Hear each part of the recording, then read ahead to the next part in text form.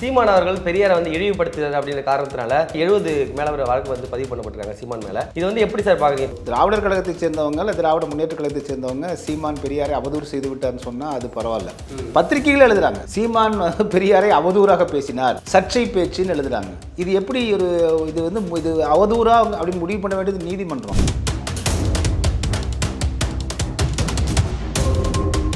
ஆதாரம் கேட்ட உடனே என்ன சொன்னாருன்னா, ஆதாரம்லாம் நீங்கள் தானே வச்சுக்கிட்டு இருந்தீங்க அப்படின்னா பல பேர் என்ன நினைச்சிட்டாங்க, ஆதாரம் கேட்டது ஒரு தராமல் மழுப்புறாருன்னு. அதில் அதுக்கு அடுத்து ஒரு ட்விஸ்ட் பண்ணார். எல்லா ஆதாரங்களும் சான்றுகளையும் திராவிடர் கழகம் வந்து அவர்கள் தங்களுக்குள்ளே வச்சிருக்காங்க, வெளியில் இடல.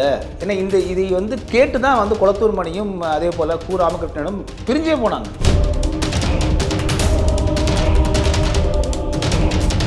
ஈவே ராமசாமி பெரியார் அவர்கள் பேசின பேச்சுக்கள், குறிப்பாக சிலப்பதிகாரத்தை பற்றி பார்த்தீங்கன்னா, அவர் மாதவி எந்த இடத்துல பெயரே சொல்றதில்லை, மாறாக தே அப்படிங்கிற சொல்ல தான் பயன்படுத்துறாரு. ஆனால் இளங்கோவடிகள் கூட அப்படி அவரை கையாண்டிருக்க மாட்டார், எந்த இடத்துலையுமே கையாளலைங்க. ஆனால் அவரை பேசும்போது மேடையிலேயே பேசும்போது தே தே தேன்னு தான். இதுக்கெல்லாம் ஆதாரங்கள் இருக்கா? நீ இப்போனே உங்களுக்கு காமிக்கிறேன், உங்களுக்கு இப்போ அவருடைய ஒரே இருக்குங்கிட்ட. பெண் உரிமை பெண் விடுதலைக்கு பேசினார் அப்படின்னா, பெண் ஏன் அடிமையானாலும் ஒரு புத்தகம் கி வீரமணி எழுதியிருக்காரு. அதை பெரியாரே எழுதுனது கிடையாது. ஆனால் அந்த புத்தகம் பெரியார் எழுதுனா பெரியாரோட பேரில் தான் இல்லை. அது நீங்கள் அதில் போய் பாருங்கள். பெட்ரன் ரசல் மேற்கத்திய ஒரு சிந்தனையாளர், பெண் உரிமை பற்றி அவர் எழுதினதெல்லாம் சேர்த்து வச்சு கி வீரமணி அவர்கள் ஒரு புதுசாக தயாரித்து கொடுத்துட்டாங்க. யுனெஸ்கோ பெரியார்னாங்க. யுனெஸ்கோ விருது கொடுத்து தான் இவ்வளோ பெரிய 350 பக்கம் புத்தகம் போட்டாங்க. யுனெஸ்கோ அப்படி ஒரு நிறுவனம் கொடுக்கவே இல்லை.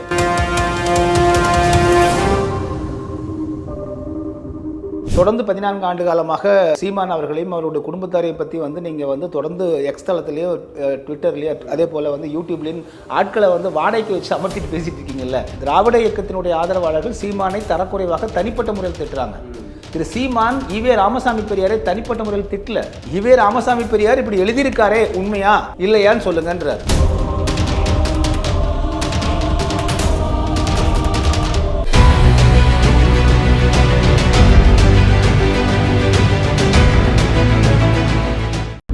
நம்பிக்கை மாத இதழ் அப்பா பதிப்பகம் இணைந்து வழங்கும் நேர்மையாளர் சகாயம் IAS அவர்களின் அனுபவ பதிவில் கடைசி தரையில் கண்டாங்கி சேலை புத்தகத்திற்கு உடனே அழையுங்கள். சாட்டை நேயர்களுக்கு வணக்கம். இன்றைய நேர்காணல் நம்மோடு இணைந்திருப்பவர் மூத்த பத்திரிகையாளர் திரு வளர் மெய்யரியவன் அவர்கள். வணக்கம் சார். வணக்கம். வணக்கம். சீமான் அவர்கள் பெரியாரை இழிவுபடுத்துறாரு அப்படின்ற காரணத்தினால சட்டம் ஒழுங்கை சீர்குலைச்சிட்டாரு, பொது அமைதிக்கு குந்தகம் விளைவிச்சிட்டாருன்ற காரணத்தினால மொத்தம் 70 மேல ஒரு வழக்கு பதிவு பண்ணப்பட்டிருக்காங்க சீமான் மேல.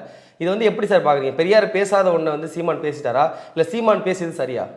இந்த வழக்கு அந்த காவல் நிலையத்தில் கொடுக்கறது இது போல குஷ்புக்கு இதே மாதிரி தான் கொடுத்தாங்க. இது மாதிரி பல பேர்த்துக்கு ஏதாவது ஒரு பொதுவாக பேசிட்டாங்கன்னா அங்கங்கே பாதிக்கப்பட்டன்னு கொடுக்கக்கூடிய காவல் நிலையத்தில் கொடுக்கக்கூடிய வழக்கு தான் இது. அது அவதூறா இல்லை அது குற்றமா அப்படிங்கிறது நீதிமன்றம் தான் முடிவு செய்யணும். அது ஒரு புறம் இருக்குது. இது வழக்கமாக கொடுக்குற ஒரு புகார். ஏன்னா பல இடங்களில் கொடுத்தோம் அப்படின்னா பெரிய அழுத்தங்களை கொடுக்கலாம், அவங்கள பேச விடாமல் பண்ணலாம், அவங்களுக்கு ஒரு பெரிய அழுத்தத்தை கொடுக்கலாம் அப்படிங்கிறதுக்காக செய்கிற ஒன்று தான். அது வழக்கமான ஒன்று. இதெல்லாம் தாண்டி நம்ம பார்க்க வேண்டியது இப்போ எல்லாருமே பத்திரிகை ஊடகங்கள் பார்த்திங்கன்னா, இப்போ திராவிடர் கழகத்தை சேர்ந்தவங்க இல்லை திராவிட முன்னேற்ற கழகத்தை சேர்ந்தவங்க சீமான் பெரியாரை அவதூறு செய்து விட்டார்னு சொன்னால் அது பரவாயில்ல. பத்திரிகைகள் எழுதுகிறாங்க சீமான் பெரியாரை அவதூறாக பேசினார், சர்ச்சை பேச்சுன்னு எழுதுறாங்க. இது எப்படி இது அவதூறா அப்படின்னு முடிவு பண்ண வேண்டியது நீதிமன்றம். இல்லை சார், ஆதாரமற்ற கருத்துக்கள் அவதூறா தானே? இல்லை, நீங்கள் ஒரு நிமிஷம் நல்லா புரிஞ்சுக்கணும். அது அவதூறா இல்லையா அப்படிங்கிறத ஆதாரம் இருக்கா இல்லையாங்கிறத அவங்க கொடுக்கணும்.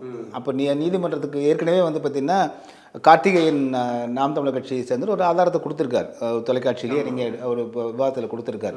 ரெண்டாவது இவர் பேசுகிறது எழுதப்பட்டது தான் பேசுகிறேன்னு சொல்லியிருக்காரு. இப்படி இருக்கும்போது நீங்கள் பத்திரிகை அது அவதூறு சர்ச்சைன்னு நீதிமன்றம் தான் முடிவு பண்ணணும். நீதிமன்றமே சொல்லியிருக்கு சீமான் மேலே நடவடிக்கை எடுக்கணும். இல்லை, நீதிமன்றம் என்ன சொல்லியிருக்குன்னா, இப்படி பேசுவது ஆபத்தான ஒன்று, என்ன நடவடிக்கை எடுத்திருக்கீங்கன்னு அதை நீதிபதி ஒரு கருத்தாக சொல்லியிருக்காரு. அது தீர்ப்பு இல்லை, நீதிபதி தன்னோட ஒப்பீனியன் சொல்லியிருக்காரு. அந்த நீதிபதி அவர்களுக்கு பெரியார் மேலே ஒரு பட்டத்தில் இருந்திருக்கலாம், ஒரு சரி தலைவர்களை ஏன் இப்படி பேசி ஒரு பொதுவாக செய்யணும்னு இருக்கலாம். ஆனால் இந்த அரசியலை கூர்ந்து கவனிக்கிற தன்மை அவங்க பார்த்துருக்க மாட்டாங்க. இந்த நீதியரசர்கள் எல்லாத்தையும் உட்காந்து யூடியூப்பில் பார்த்துட்டா இருப்பாங்க. சீமான் என்ன பேசினார், ஸ்டாலின் என்ன பேசினார், அதெல்லாம் பார்த்துருக்க மாட்டாங்க. இதை அவங்க காமிச்சிருப்பாங்க. காமிச்ச உடனே இன்னும் இப்போ இவ்வளோ ஃபோர்ஸாக பேசுகிறாரு அப்படிங்கிற மாதிரி அவங்க சொல்லியிருப்பாங்க. அது அவங்களுடைய கருத்து. சீமான் அவர்கள் இது கற்பனையில் சொல்லியிருந்தாருன்னா நீங்கள் சொல்லலாம். பட் இதுக்கான ஒரு டாக்குமெண்டல் எவிடன்ஸ் இருக்குது, சரிங்களா? அந்த குடியரசு இதழ் நிறைய பேப்பர் கட்டிங் நம்ம பார்க்குற சமூக ஊடகங்களில் தேதி போட்டே வருது. இதுக்கு ஆதாரம் உண்மையை சொல்ல போனால் நீங்கள் பார்த்தீங்கன்னா இதில் சீமான் ரொம்ப நுட்பமான ஒரு அரசியல் பண்ணார். எவ்வளோ பேர் கவனிச்சாங்கன்னு தெரியல. ஆதாரம் கேட்ட உடனே என்ன சொன்னாருன்னா, ஆதாரம்லாம் நீங்கள் தானே வச்சுக்கிட்டு இருக்கீங்க அப்படின்னாரு. பல பேர் என்ன நினச்சிட்டாங்க, ஆதாரம் கேட்டது தராமல் மழுப்புறாருன்னு. அவர் அதுக்கு அடுத்து ஒரு ட்விஸ்ட் பண்ணார். என்ன பண்ணாருன்னா, எல்லா ஆதாரங்களும் சான்றுகளையும் திராவிடர் கழகம் வந்து அவர்கள் தங்களுக்குள்ளே வச்சுருக்காங்க, வெளியில் இடல. ஏன்னா இதை வந்து கேட்டு தான் வந்து குளத்தூர் மணியும் அதே போல் கு ராமகிருஷ்ணனும் பிரிஞ்சே போனாங்க. சரிங்களா? இது நீங்கள் நாட்டுடைமையாக்கணும் அரசுடைமையாக்குன்னு சொல்லிட்டு அந்த ஒரு அரசியல் அங்கே அவர் இப்போ செஞ்சார். அதனால் ஆதாரங்கள்லாம் இருக்குல்ல, நீங்கள் அரசுடைமையாக்குங்க, நான் காண்பிக்கிறேன் அப்படின்னார். இதே தான் மணியரசனியாக சொன்னாங்க, ஏன் நீங்கள் மறைச்சி வச்சிருக்கிறீங்க? அப்போ உங்களுக்கு அதான் உங்கள் அந்த இது வெளியில் வந்துட்டால் உங்களுக்கு பெரியார் பற்றின பிம்பம் உடைஞ்சு போயிருந்து பயப்படுறீங்களாங்கிற கேள்வி கேட்குறாங்க. இது வந்து தமிழ் தேசியர்களுக்கு தரப்பில் கேட்கக்கூடிய நியாயமான கேள்வி. இது சீமான் மணியரசன் வைக்காதீங்க, தமிழ் தேசிய அரசியல் தலைவர்கள் கேட்குறாங்க கேள்வி. அந்த பார்வையில் தான் நம்ம பார்க்கணும். ஸோ இதற்கு பதில் சொல்ல வேண்டியது வந்து கி வீரமணி அவர்கள். ஸோ அவர் என்ன சொல்லிட்டாருன்னா, கி வீரமணி மறுக்கல, இவங்கெல்லாம் வந்து சான்றிதழ் கொடுக்க வேண்டியதில்லை அப்படின்னு தான் சொல்லியிருக்காங்களே தவிர மறுக்கல. ஆனால் இது பற்றிய வந்து விவரங்கள் வந்திருக்கு. இதே போல் நீங்கள் வந்து பெண்ணினுடைய கருப்பை அறுத்தறிய வேண்டும் அப்படின்னு அவர் சொன்னதெல்லாம் வந்து பெண் விடுதலைக்காக சொன்னதை குளத்தூர் மணியே பேசியிருக்காரு, மேடைகளில் பேசின காணொலிகள் இருக்குது. அதே போல் இவர் ஈவே ராமசாமி பெரியார் அவர்கள் பேசின பேச்சுக்கள், குறிப்பாக சிலப்பதிகாரத்தை பற்றி வந்து பார்த்திங்கன்னா, இன்னொரு இதில் கூட குறிப்பிட்டேன் நான், அவர் மாதவி எந்த இடத்துல பெயரே சொல்கிறதில்ல, மாறாக தே அப்படிங்கிற சொல்ல தான் பயன்படுத்துகிறாரு. நீங்கள் சிலப்பதிகாரத்தில் வந்து அவர் வந்து கோவலன் வந்து மாதவி மேல் காதல் கொள்கிறார், மாதவி ஒரு வந்து நல்ல நடனம். ஆனால் இளங்கோவடிகள் கூட அப்படியே அவரை கையாண்டிருக்க மாட்டார், எந்த இடத்துலையுமே கையாளலைங்க. அது ரெண்டாவது வந்து கோவலனை சந்தித்ததுக்கு பிறகு மாதவி வேறு எந்த ஆடவரையும் பார்க்கல. அதுக்கு முன்னாடி எப்படி அது சின்ன எல்லாமே அந்த வயசு 14 வயசுக்கு பெண்கள் தான். அதற்கு அவர்கள் அந்த குடும்பத்தை சேர்ந்தவராக இருந்தாலும் அவர் அப்படிப்பட்ட குணத்தில், அவங்க அம்மா அப்படி இருந்தால் கூட அவர் குணத்தில் இல்லைன்னு சொல்கிறாங்க. அதில் அவர் அப்படிப்பட்ட ஒரு ஒழுக்க குறைவானவர் அல்ல. ஆனால் அவரை வந்து பேசும்போது, மேடையிலேயே வந்து பேசும்போது தேன்னு தான். இதுக்கெல்லாம் ஆதாரங்கள் இருக்கா சார்? நீ இப்போனே உங்களுக்கு காமிக்கிறேன், உங்களுக்கு இப்போ அவருடைய ஒரே இருக்கு எங்கிட்ட ஆடியோ இருக்குது, காமிக்கிறார் பாருங்கள். மாதவியை வந்து தேன்னு தான் சொல்கிறார், அது ஒரு இலக்கியம்ன்றார். எப்படி நான் என்ன சொல்கிறேன்னா, எந்த உலகத்தில் வந்து சிலப்பதிகாரம் அந்த கால 2ஆம் நூற்றாண்டினுடைய அத்தனை வரலாறுகளையும் பதிவு பண்ணுது. காவிரி பூம்பட்டிலிருந்து மதுரை வரைக்கும் செல்லக்கூடிய அத்தனை குமுளி வரைக்கும் செல்லக்கூடிய வரலாறுகளை பதிவு செய்து அந்த காலகட்டத்தினுடைய மக்கள் வாழ்வியலை, இலக்கியம், பண்பாடு, கலை, மக்களுடைய உணர்வு, வணிகம், ஸோ தமிழர்கள் எப்படி இருந்தாங்க, அவர்களுடைய சமயம், மொழி, இத்தனை பதிவு வைக்கக்கூடிய ஒரு ஆவணத்தில் அந்த மாதவி என்கிற ஒரு கேரக்டரை வைத்துக்கொண்டு நீங்கள் தேன்னு சொல்லிட்டு இருக்கீங்க. அது என்னது? இது தவறு இல்லையா? இது கொச்சை இல்லையா? இது தமிழர்களை கொச்சைப்படுத்துவது இல்லையா? ஆனால் பெரியார் என்பவர் வந்து 100 ஆண்டு கடந்த தலைவராக வந்து தமிழகத்தை பார்க்கப்படுகிறார். தமிழக மக்களால் வந்து தந்தை பெரியார்னு போற்றவும் படுகிறார் சார். அப்படி இருக்கும் யாரு தந்தை பெரியார்னு தமிழக மக்கள் தான் சார். சமூக நீதி, தந்தை பெரியார்னு தந்தை பெரியார் வந்து பெயர் சூட்டியது வந்து பெரியாருங்கிற பெயர் சூட்டியது மறைமலை அடிகள் மகள் நாம கலந்து கொண்ட ஒரு கூட்டத்தில் பெண்கள் மாநாட்டில் சூட்டுறாங்க. சரிங்களா? அப்படி இருக்கும்போது அவரை எதிர்க்கிறது வந்து சீமான் வந்து சரியான நிலைப்பாடை எடுத்திருக்காரு. நம்ம எடுத்துக்கிறீங்க? நீங்கள் அவரை எதிர்க்கவே இல்லைங்க, ஒன்று புரியவே இல்லை. நம்ம திரும்ப வந்து இப்போ பேச்சே பாருங்க, பெரியார் அவதூறு பேசிட்டார், பெரியார் திட்டாரு, அவர் எதிர்த்துட்டார். இல்லை, அது தமிழ் தேசியம் அப்படிங்கிறது 2009க்கு பிறகு வருதுங்க. சரிங்களா? அதற்கு முன்பு நீங்கள் வந்து திராவிடம் என்பது தமிழ் தேசியம் சொன்னாங்கன்னா எல்லாமே திராவிடத்துக்குள்ள அடக்கம். திராவிடம்ங்கிற ஒரு பெரிய டிஃபன் பாக்ஸுக்குள்ளே உள்ளே வந்து ஒரு பாத்திரம் வந்து தமிழ் தேசியம், இன்னொரு பாத்திரம் வந்து கம்யூனிசம், இன்னொரு பாத்திரம் தலித்தியம், இன்னொரு பாத்திரம் அம்பேத்கரியம், இப்படி எல்லா இயங்களும் சேர்ந்தது தான் அப்படின்னு கி வீரமணி ஐயாவிலிருந்து திராவிட இயக்கங்கள், திராவிட முன்னேற்ற கழகத்தை சேர்ந்த எல்லாமே சொல்லிட்டு இருந்தாங்க. இது 2009 வரைக்கும் அப்படி தான் இருந்துச்சு. ஆனால் தமிழ் தேசியம் என்பது எந்த இடத்துலையுமே நீங்கள் இந்த திராவிட இயக்கங்களுக்குள் இருந்து கொண்டு அவர்கள் வந்து இது போன்று வீரியமாக பேசவே கிடையாது. குறிப்பாக தியாகு போன்றவர்கள் பெரியார் இல்லாத தமிழ் தேசியமா என்று சொல்லக்கூடியவர்கள் தான் இருந்தாங்க. அது தமிழ் தேசியமே கிடையாது, அது தமிழ் தேசியமே இல்லைன்னு நான் சொல்கிறேன். தமிழ் தேசியம்னா தமிழ் தேசியம் தான். அதில் என்ன நீங்கள் வந்து பெரியார் இல்லாத திராவிடமா இல்லை திராவிட தமிழர் பேரவை அதெல்லாம் கிடையாது. அதான் மணியரசன் சொன்ன மாதிரி கருவாட்டு சாம்பார்லாம் கிடையாது. ஒன்றா கருவாடாக இருக்கணும், இல்லாட்டி சாம்பாராக இருக்கணும், கருவாட்டு குழம்பு இல்லாட்டி சாம்பாராக இருக்கணுங்கிறது அந்த அது வந்து நம்ம ஏற்றுக்கொள்ளக்கூடிய ஒன்றாக இருக்குது. ஆனால் 2009க்கு பிறகு சரிங்க, அவங்களுடைய வாதத்துக்கே வருவோம். ரைட்டு, எல்லாம் நீங்கள் திராவிடம் என்கிற ஒரு ஒற்றை தலைமைக்குள்ள இது எல்லாமே இருந்துச்சு அப்படின்னு சொன்னோம். கம்யூனிஸ்ட் வந்து கிட்டத்தட்ட 15 எம்எல்ஏக்கள் இருந்தான். அவனுக்கு கரைந்து போய் இன்றைக்கி வந்து 2 சீட்டுக்காக திமுகவில் நிற்கிறாங்க. சரிங்களா? இன்று தலித்தியம் என்று பேசக்கூடிய தொல் திருமாவளவன் அவர்கள் 2 சீட்டுக்காக அதை விட்டு வெளியிலே வர மாட்டேங்கிறார். இன்றைக்கி தமிழ் தேசியம் பேசக்கூடிய வேல்முருகன் அவர்கள் நான் திமுகவை வந்து ஈரோடு கிழக்கு தொகுதியில் வெற்றி பெற வைப்பு தான் என்னுடைய சாதனை என்றார். இடதுசாரிகள் அப்படி ஆயிட்டாங்க. எல்லாருமே இப்படி கரைந்து போன போது தமிழ் தேசியம் அப்படி கரைந்து போயிருந்தால் எஞ்சி நிற்பது திராவிடம் மட்டும்தான் இருக்கும். வைகோ ஒரு பக்கம் 4 பேரும் திமுக அகற்ற விட மாட்டாங்க. அப்போ எல்லாமே அவங்கள திராவிடத்துக்குள்ளே வந்து இப்போ கடைசியில் எது எஞ்சி நிற்கிது? உள்ளிருந்த தலித்தியம் காணா, உள்ள இருந்த இடதுசாரிகள் காணா, கொஞ்சம் கொஞ்சம் அப்படியே ஒட்டிக்கிட்டு இருக்கு, வாசனை மட்டும்தான் இருக்கு. ஆனா அவங்க வந்து தமிழ் தேசியம் பேசுறாங்க, வலதுசாரி தமிழ் தேசியம் சொல்லி விமர்சனம் பண்றாங்களே. அதாங்க அது மிக ஏங்க இப்போ ரெண்டு அவங்களுடைய முரணே பாருங்க. இப்போ கி வீரமணியா என்ன சொன்னாங்க, திராவிடத்துக்குள்ள தான் இன்க்ளூசிவ், அந்த ஆங்கிலத்தில் இந்த வார்த்தையை பயன்படுத்துறாங்க, இன்க்ளூசிவ், தமிழ் தேசியம் இன்க்ளூசிவ்னு சொன்னாங்கல்ல. சரி, அதுக்கு பிறகு கம்யூனிஸ்டும் இன்க்ளூசிவாக தான் இருந்துச்சு. இப்போ கம்யூனிஸ்டோட நிலைமை என்ன, பலம் என்ன? நீங்கள் ஒடுக்கப்பட்ட மக்களான தலித்தியம் வந்து பேசக்கூடிய, அம்பேத்கரையும் பேசக்கூடிய தோழர் தொல் திருமாவளவனுடைய பலம் என்ன என்று தனித்து தமிழ்நாடு முழுவதும் நிற்க முடியுமா? நிறுத்தியாக வைக்க முடியுமா? இல்லை இல்லை. அப்போ நீங்கள் வேல்முருகன் ஆகட்டும், பாமக, யாரெல்லாம் அவங்க திராவிடத்துக்குள் இருந்தார்களோ அவர்களெல்லாம் நீங்கள் வந்து கொஞ்சம் கொஞ்சமாக அவருடைய சொந்த அடையாளங்களே அகற்று போயிடுச்சுன்னு சொல்கிறோம். நம்ம திராவிடத்திற்குள் கரைந்து போக கரைக்கப்பட்டார்கள்.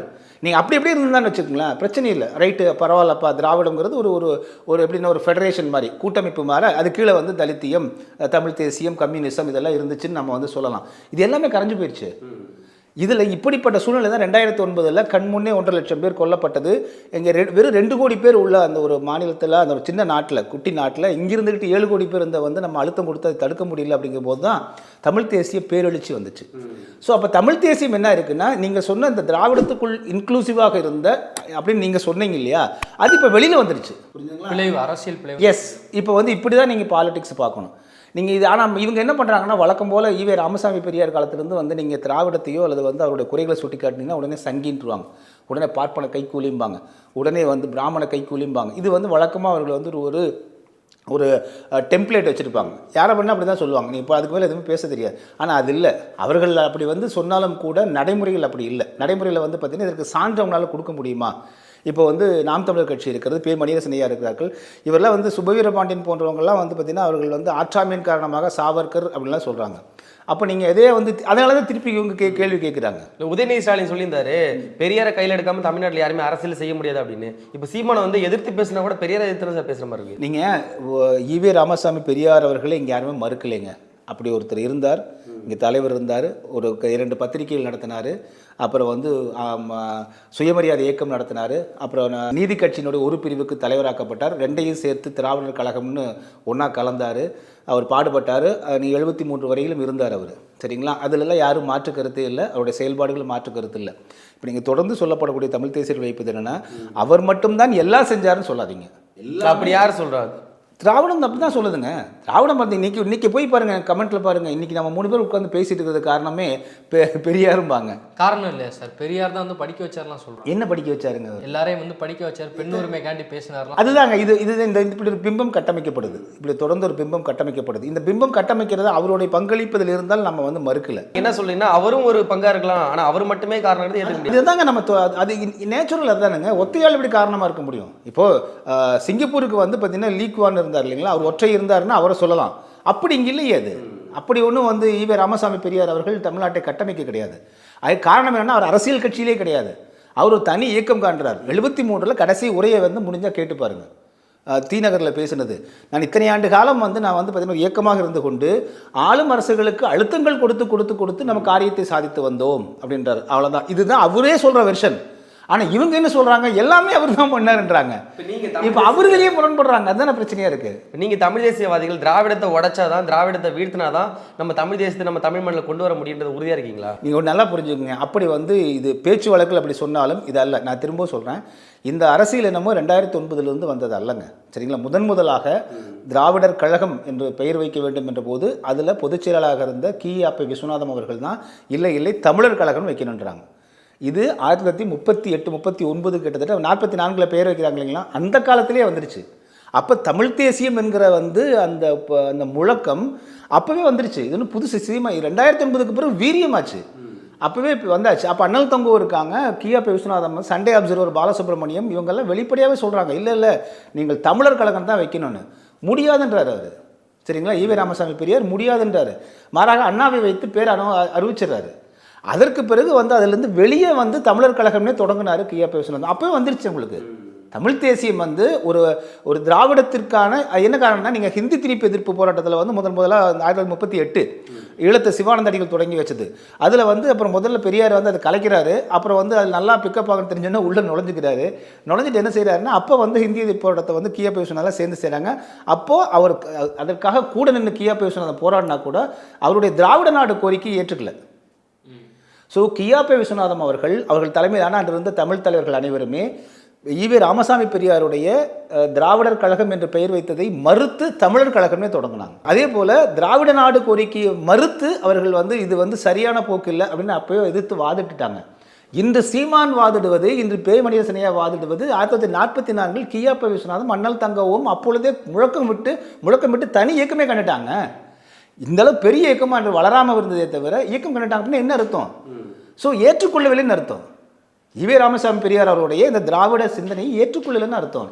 அதிலிருந்து தான் நீங்கள் பார்க்கணும். நம்ம தற்போதைய நாம் தமிழர் கட்சி, அதுக்கப்புறம் தமிழ் தேசியவாதிகள்லாம் சொல்கிறாங்க தமிழ் பெரியார் வ.உ. சிதம்பரனார் அவர் தான் அப்படின்னு சொல்கிறாங்க. ஆனால் வ.உ. சிதம்பரனாரே பெரியாரை பின்பற்றி போனார்னு சொல்லி திராவிடர்கள் ஒரு பாயிண்ட் வைக்கிறாங்க. இது எப்படி பார்க்குறீங்க? நீங்கள் அதான் சொன்னாங்களே, இப்போ திருமண வீடாக இருந்தாலும் அங்கேயும் பெரியார் ஐயான்னு தான் சொல்லுவாங்க. அதே போல் மரண வீடாக இருந்தாலும் பெரியார் ஐயான்னு தான் சொல்லுவாங்க. அப்படி தான் இவங்க பிம்பத்தை உருவாக்குறாங்க. இதுதான் நம்ம தவறுன்னு சொல்கிறோம். நீங்கள் இப்போ எல்லாத்துடைய கொள்கைகள் பிடிச்சிருக்கு. இப்போ நம்ம இங்கே தமிழ் சமூகத்தில் வளர்ந்து வரக்கூடிய இளையோர்கள் நீங்கள் எல்லாம் இருக்கீங்க. அப்போ நாங்களாம் உங்களுக்கு முன்னாடி இளையோர்கள் இருந்தோம். மேலெழுந்து வரும்போது ஒவ்வொரு கொள்கையிலும் நம்ம ஈர்க்கப்படுவோம். எல்லா கொள்கையிலும் எடுத்து நமக்கு எது வேண்டுமோ அப்படின்னு சொல்லிட்டு மோல்டாகி தான் ஒரு மனுஷன் வருவான். சரிங்களா? முழுக்க ஒரே கொள்கையில் இருந்துட மாட்டான். இப்போது நீங்கள் பேமணியரசனையெல்லாம் இடதுசாரி கொள்கையில் இருந்தாங்க, இன்றைக்கி தமிழ் தேசியத்துக்கு வந்திருக்காங்க. சீமான் அவர்கள் இதே திராவிட பெரியாரிய சிந்தனையில் இருந்தாங்க, இன்றைக்கி தமிழ் தேசியத்துக்கு முழுசாக வந்துட்டாங்க. அப்போ தமிழ் தேசியம் என்கிற அதில் உண்மையான இயல்பை புரிந்து கொண்டதுக்கு பிறகு அதை விட உங்களுக்கு இந்த மாற்று இல்லைங்கிற முடிவுக்கு வந்துட்டாங்க.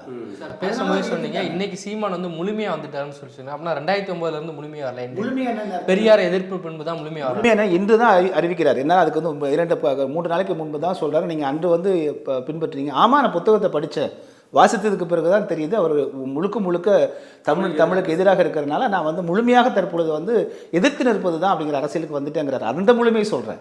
இப்படி எதிர்த்து பேசுனதுனால அவர் ஆபாசமாக புகைப்படம் வச்சு நிறைய இடத்துல போஸ்டர் ஓட்டுறாங்க. இது எப்படி சார் பார்க்குறீங்க? இது நான் என்ன கேட்குறேன்னாங்க, நீங்கள் சமூக நீதி, பேச்சுரிமை, அதே போல் பார்த்திங்கன்னா சம உரிமை கொடுக்கக்கூடிய திராவிட இயக்கங்களும் கட்சிகளும் எப்படி இப்படி ஒரு போஸ்ட் ஓட்டுறாங்க? அது சமூக நீதியா? அது ஒரு கருத்து சுதந்திரத்தை கொடுக்கக்கூடிய இதுவா? சமூக நீதினா என்ன அர்த்தம்? அனைவருக்கும் சமமான நீதி சமூகத்தில் கிடைக்கணும்னு தான் அர்த்தம். இப்போ இவங்க சொல்கிறாங்க, நீங்கள் சொல்றதுல முரண்பாடு இருக்குது, நீங்கள் சொன்னதில் தவறு இருக்குது, பேசுனது தவறு இருக்குன்னு சுட்டி காட்டும் போது அவர்களை ஆபாசமாக சித்தரிக்கிறாங்க. அப்படின்னா அப்போ சமூக நீதி எங்கே போச்சு உங்களுக்கு? ஒரு பக்கம் வீட்டில் கல்ல கொண்டு எறிகிறாங்க, காரு கண்ணாடி. அப்போ அது என்ன சமூக நீதி? அது என்ன நீங்கள் நாகரிகம்? இதுதான் ஈவே ராமசாமி பெரியார் கற்றுக் கொடுத்த நாகரிகமா அப்படின்னு கேள்வி நமக்கு வருது இல்லைங்களா? இதே நாம் தமிழருக்கு அப்படி யாரும் பண்ணலையே அவங்க.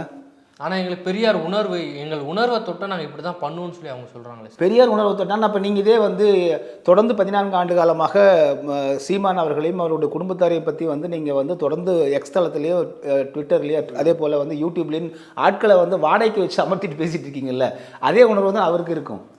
இது நல்லா புரிஞ்சுக்குங்க. அவர்கள் திராவிட இயக்கத்தினுடைய ஆதரவாளர்கள் சீமானை தரக்குறைவாக தனிப்பட்ட முறையில் திட்டுறாங்க.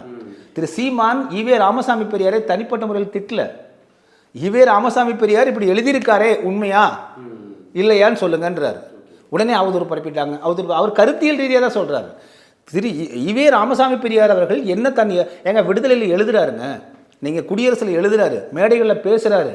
அதை சொன்னதுக்கு தான் இப்போ ஆபாசமாக பேசினாங்கன்னா அப்போ அவர் சொன்னதை தானே இவங்க சொல்கிறாங்க. இப்போது ஈவே ராமசாமி அவர்கள் எழுதியதையும் அவர் பேசியதையும் இப்போ சீமான் அவர்கள் சொல்கிறாங்க.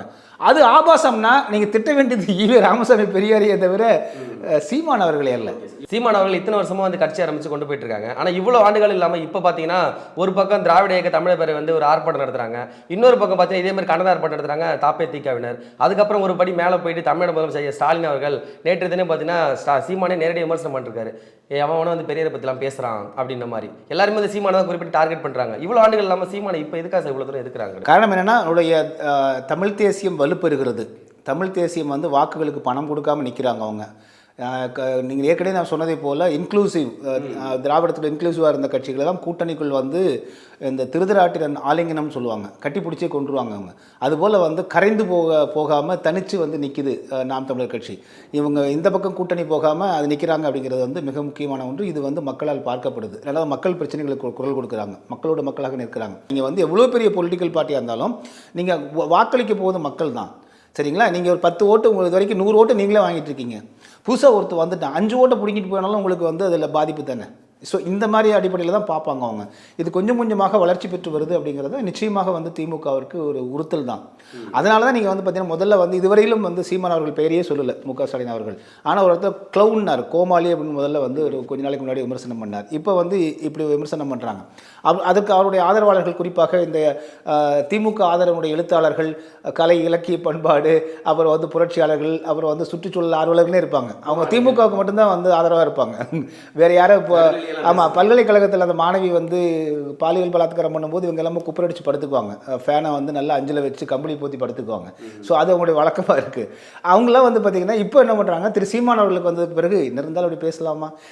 நான் இப்பவும் சொல்கிறேங்க, இவர்கள் இது மீண்டும் மீண்டும் இவர்கள் வந்து இது பிஜேபிக்கு ஆதரவான நிலைப்படி. இன்றைக்கி கூட ஒன்றும் இல்லை, ஜெகதீச பாண்டியன் அப்படின்னு நாம் தமிழர் கட்சியில் இருந்தவர் ஒரு ஆண்டா அவர் வந்து கட்சியினோட செயல்பாட்டில் இல்லை. இப்போ ஒரு அறிக்கை இன்றைக்கி விட்டுருக்காரு. பெரியாரியத்தை வந்து நீங்கள் ஒழிப்பது தான் வந்து சீமான் வந்து அதனோட கொள்கையாக கொண்டு வருவது தமிழ் தேசத்திற்கு நல்லதல்ல. ஏனென்றால் நிறைய வந்து சமூக நீதிகளை வந்து திராவிட இயக்கங்கள் வந்து ஏற்றுக்கொண்டதைப் போல சங்க பரிவார இயக்கங்கள் ஏற்றுக்கொள்ளவில்லை. அவர்கள் நீங்கள் சொல்வதெல்லாம் ஏற்றுக்கொள்வார்களா? எனவே நீங்கள் பெரியாரியத்தை எதிர்ப்பது வந்து தவறானதுங்கிறார் அவர்.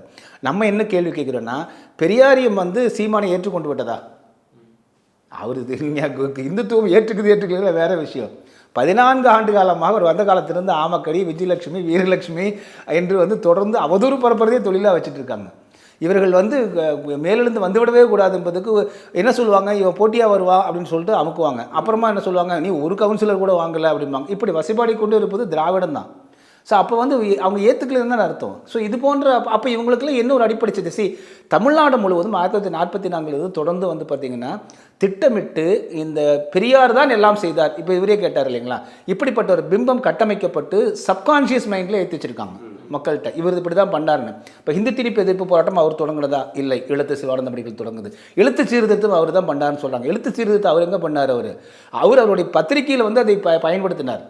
எழுத்து சீர்திருத்தத்தில் அதில் கொக்கி போட்டு நையெல்லாம் போட்டுட்டு இருந்தாங்க. அதற்கு பிறகு அந்த லெட்டர்ஸ் வந்து அன்றைக்கெல்லாம் வந்து அச்சு ஊற்றுவாங்க. அச்சு ஊற்றி எடுக்கிறதுக்கு காஸ்ட்லி ஆகும். அப்போ அவர் ஒரு படத்துலேயே கூட வரும், ஒரு எழுத்தை குறைச்சா காசு குறையுமே அப்படின்லாம் சொல்லுவார் அவர். அதனால அவருடைய இதழில் அதை பயன்படுத்தினார். இன்று வரை அப்படி பயன்படுத்திட்டு இருக்காங்க. அதை நம்ம பயன்படுத்தின அவசியம் கிடையாது. அவர் பயன்படுத்தி கொண்டார். அதுக்கு அவர் எழுத்து சீர்திருத்தம் செய்தார்னு அர்த்தம் இல்லை. அவர் தமிழறிஞர் கிடையாது. சரிங்களா? யாரோ கொடுத்தது வந்து அவர் பத்திரிகையில் போட்டார், உடனே அவர் தான் செய்தார்னு சொன்னது. அதே போல் பெண் உரிமை, பெண் விடுதலைக்கு பேசினார் அப்படின்னா, பெண் ஏன் அடிமையானாலும் ஒரு புத்தகம் வந்து கீவீரம்னு எழுதியிருக்காரு. அதை பெரியாரே எழுதுனது கிடையாது. பெட்ரன் ரசல்ங்கிற வந்து ஒரு மேற்கத்திய, ஆனால் அந்த புத்தகம் பெரியார் எழுதுனா பெரியாரோட பேரில் தான் இல்லை, அது நீங்கள் அதில் போய் பாருங்கள். பெட்ரன் ரசல் வந்து மேற்கத்திய ஒரு சிந்தனையாளர்.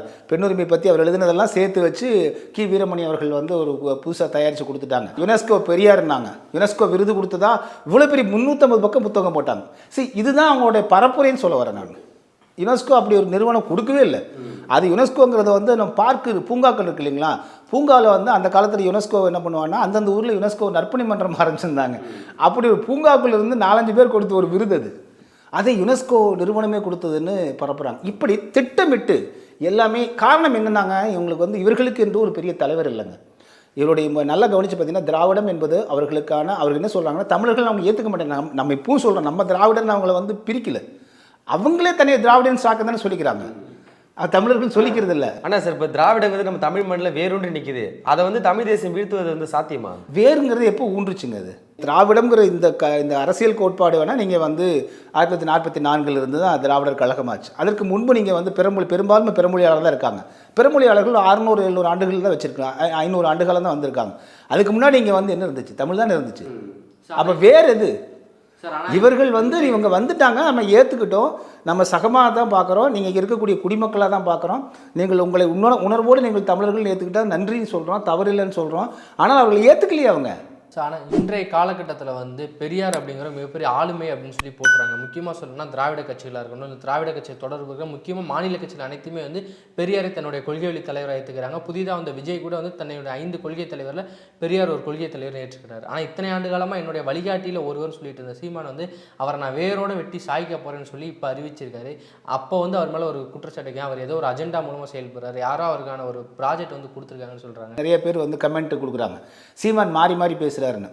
அவங்களாம் நான் அதான் நீ கூட ஒரு பின்னூட்டம் போட்டிருந்தேன். சீமான் மாறி மாறி பேசுகிறேன்னு சொல்கிறாங்க இல்லைங்களா, அவங்க யாருமே ஈவே ராமசாமி ஐயா அவருடைய உரையை பாதிச்சதில்லைன்னு நினைக்கிறேன். ஈவே ராமசாமி பெரியார் ஐயா போல் மாற்றி மாற்றி வந்து பேசியது வந்து இது எங்கள் அப்பாக்கிட்டே கேட்டிருக்கேன். எங்கள் அப்பா அவர் வந்து செய்தி சேகரிச்சிருக்காரு. அவர் போயிட்டு அவர் வீட்டுக்கு ஈரோட்டில் போயிருக்காரு. அப்பயே கேட்பார், அவர் நினச்சி பேசுவாரா, மாற்றி மாற்றி பேசுவாருன்னு தான் சொல்லியிருக்காங்க. அவரை பார்த்தவர்கள் எல்லாமே சொல்லியிருக்காங்க. அவருடைய உரைகளும் அப்படி தான் இருக்கும். அவர் அந்த சூழ்நிலைக்கு ஏற்றாரு போல் அவர் சொல்வது இல்லை. இந்த டைமில் கரெக்டான ஸ்டாண்ட் அப்படி இருக்கிறதுனால. பட் இதில் நீங்கள் வந்து பார்த்தீங்கன்னா இவருடைய ஸ்டாண்ட் இப்போ எடுத்துக்காட்டால் நீங்கள் ஈவே ராமசாமி ஐயா இருக்காங்க இல்லைங்களா, அவர் என்ன பண்ணாங்க, அந்த 1938 இந்தி திணிப்பு எதிர்ப்பு போராட்டத்துக்கு முன்பு வந்து பார்த்தீங்கன்னா தமிழ்நாடு தமிழருக்கேன்னாரு. அவர் பெல்லாரி சிறையில் அவர் அடைக்கிறாங்க. அப்போ வந்து நீதி கட்சிக்கு தலைவராக்கிறாங்க. அடுத்த நாள் கொஞ்சம் வெளியே வந்த உடனே திராவிட நாடு திராவிடருக்கேன்ட்டார். அப்புறம் மீண்டும் இறுதி காலத்தில் தமிழ்நாடு தமிழருக்கேன்னு மாற்றினார். ஸோ இந்த மாற்றமெல்லாம் சீமான் அவர்கள்ட்ட இல்லை. ஸோ அவர் வந்து அந்த தொடக்க காலத்தில் திராவிட இங்கே இருந்தது ஒரே ஒரு குருக்கள் தான் இருந்தாங்க தமிழ்நாட்டில். திராவிடம் இந்திய அளவில் ஒரே ஒரு குருக்கள் காங்கிரஸ் கட்சி. முதல் இதை மைண்டில் வாங்கிக்கணும். அப்போ அந்த காலத்தில் எல்லாருமே திராவிடர்கள் தான். எங்கள் வீட்டில் எங்கள் அப்பா இருந்தாருன்னா, எங்கள் அப்பா பெரியப்பா வந்து திமுகவில் பொறுப்பில் இருந்தார், சித்தப்பா திமுகவில் பொறுப்பில் இருந்தாங்க. எங்கள் அப்பா மட்டும்தான் நாம் தமிழருக்கு அப்போவே வந்து ஆதித்தனார் கூட வந்து போய் பயணம் செஞ்சார். ஸோ அப்போ நீங்கள் அந்த காலத்தில் அது ஒரு கட்சி தானே இருந்துச்சு. அப்புறம் தானே சின்ன சின்ன கட்சிகள் வந்துச்சு. அதனால் அதுபோல் சீமான் அவர்களும் அப்படி தான் வர்றாங்க. அவங்க ஏன் மணியரசன் அவர்களும் திமுகவில் தான் வந்தாங்க.